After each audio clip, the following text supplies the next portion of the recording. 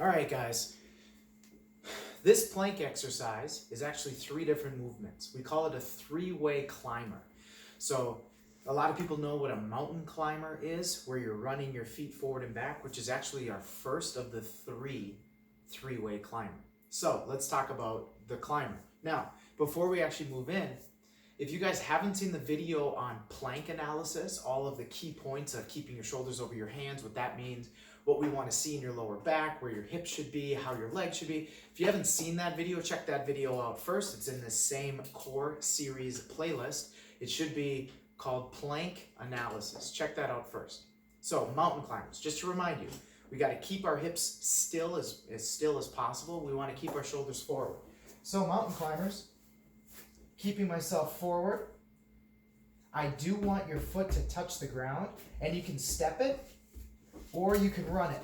But notice my upper body, my torso, my core, everything stays still while my feet are moving. So that's the first portion. Depending upon how many repetitions you need to do, it all is dependent upon each leg. So if I say you have to do 10, you have to do 10 on your right leg, 10 on your left, right? So that way. Then we have something called a lateral mountain climber. So just like before, one leg with our linear, that first one leg was forward, the other leg was back.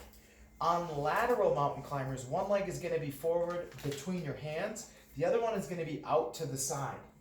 And what we're going to do is we bring our one foot in and we switch it out. Nice sweeping type motions in a quick motion, just like we did with the linear, right? So we sweep across.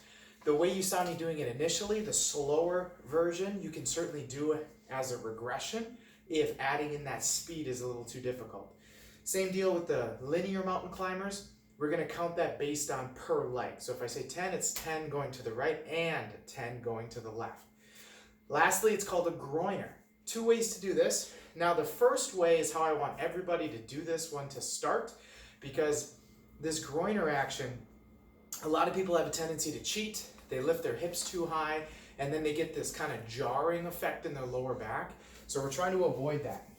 Now what we're going to do is my foot comes all the way forward. It's flat, it's by my hands. Then I need to step back into plank and step my other foot forward. Step back, step forward. Just my legs are moving, nothing else. If you want to add speed, you switch your hips. Again, the tendency for people is to pull their hips up.